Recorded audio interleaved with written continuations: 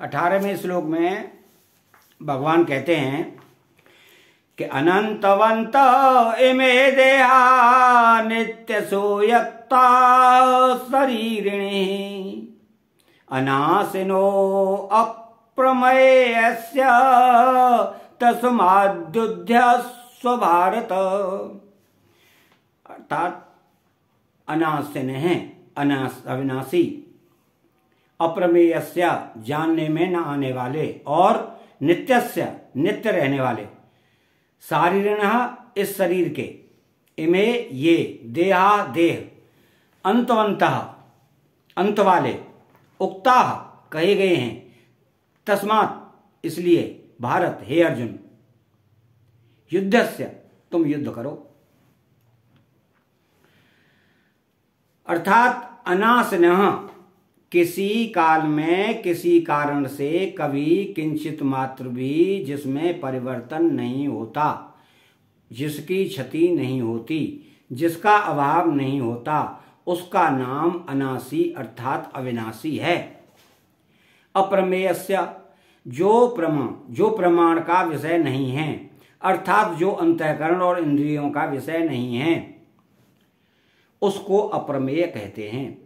जिसमें अंतःकरण और इंद्रियां प्रमाण नहीं होती, उसमें शास्त्र और संत महापुरुष ही प्रमाण होते हैं। शास्त्र और संत महापुरुष उन्हीं के लिए प्रमाण होते हैं जो श्रद्धालु होते हैं। जिस शास्त्र और सत्य में श्रद्धा होती है वह उसी शास्त्र और संत के वचनों को मानता है। इसलिए यह तत्व केवल श्रद्धा का विषय है, प्रमाण का विषय नहीं है। शास्त्र और संत किसी को बाध्य नहीं करते कि तुम हमारे में श्रद्धा करो। श्रद्धा करने अथवा न करने में मनुष्य स्वतंत्र है। अगर वह शास्त्र और संत के वचनों में श्रद्धा करेगा तो यह तत्व उसकी श्रद्धा का विषय है, और अगर वह श्रद्धा नहीं करेगा तो यह तत्व उसकी श्रद्धा का विषय नहीं है। नित्यस्य, यह नित्य निरंतर रहने वाला है, किसी काल में यह न रहता हो ऐसी बात नहीं है। अर्थात यह सब काल में सदा ही रहता है। अंतवंत इमे देहा उक्ता शरीरिणः, इस अविनाशी अप्रमेय और नित्य शरीर के संपूर्ण संसार में जितने भी शरीर हैं वे सभी अंत वाले कहे गए हैं। अंत वाले कहने का तात्पर्य है कि इसका प्रतिक्षण अंत हो रहा है, इनमें अंत के सिवाय और कुछ भी नहीं है, केवल अंत ही अंत है। उपर्युक्त पदों में शरीरी के लिए जो एक वचन दिया गया है और शरीरों के लिए बहुवचन दिया गया है, इसका एक कारण तो यह है कि प्रत्येक प्राणी के स्थूल, सूक्ष्म और कारण, ये 3 शरीर होते हैं। दूसरा कारण यह है कि संसार के संपूर्ण शरीरों में एक ही शरीरी व्याप्त है। आगे 24वें श्लोक में भी इसको सर्वगतः पद से सब में व्याप्त बताएंगे। यह शरीर तो अविनाशी है और इसके कहे जाने वाले संपूर्ण शरीर नाशवान है। जैसे अविनाशी का कोई विनाश नहीं कर सकता, ऐसे ही नाशवान को कोई अविनाशी नहीं बना सकता।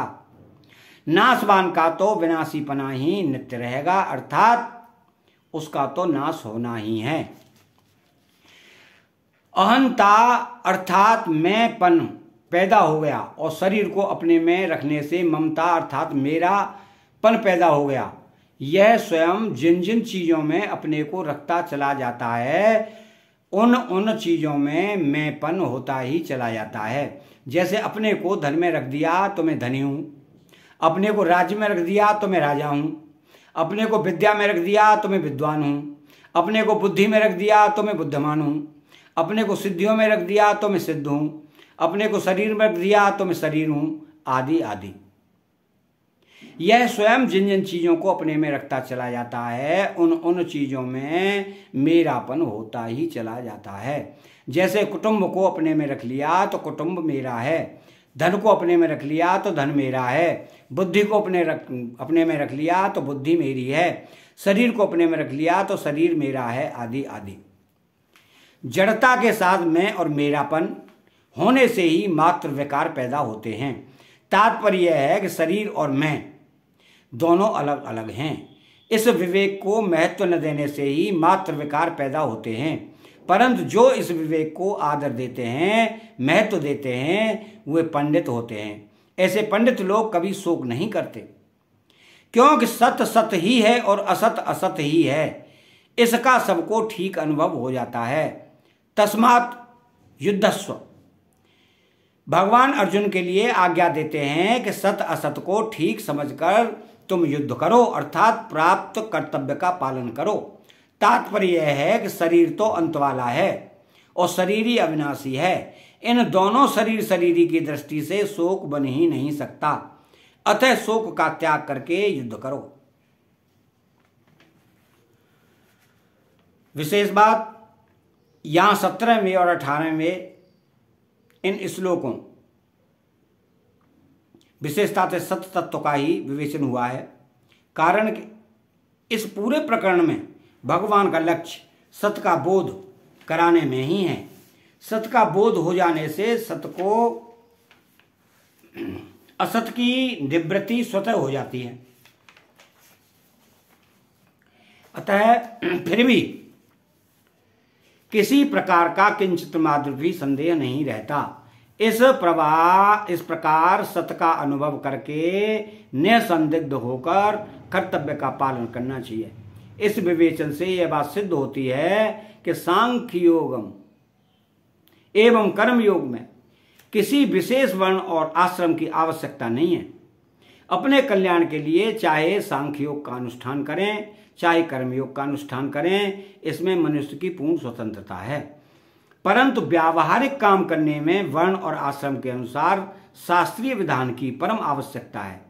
तभी तो यहाँ सांख्य योग के अनुसार सत्य असत का विवेचन करते हुए भगवान युद्ध करने की अर्थात कर्तव्य कर्म करने की आज्ञा देते हैं।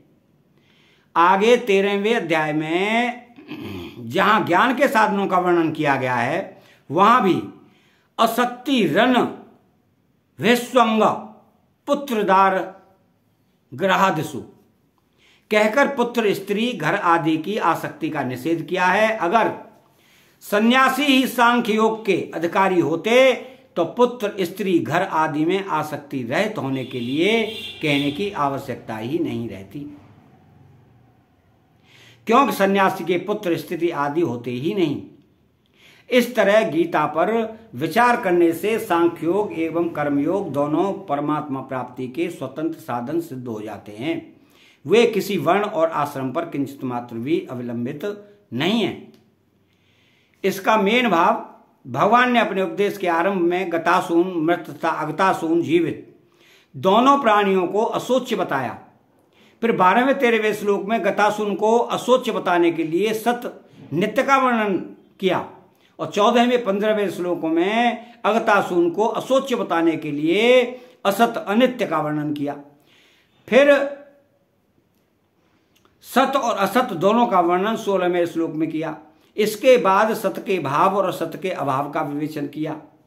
मुख्य रूप से 17वें 18वें श्लोकों में करके एक प्रकरण पूरा करते हैं।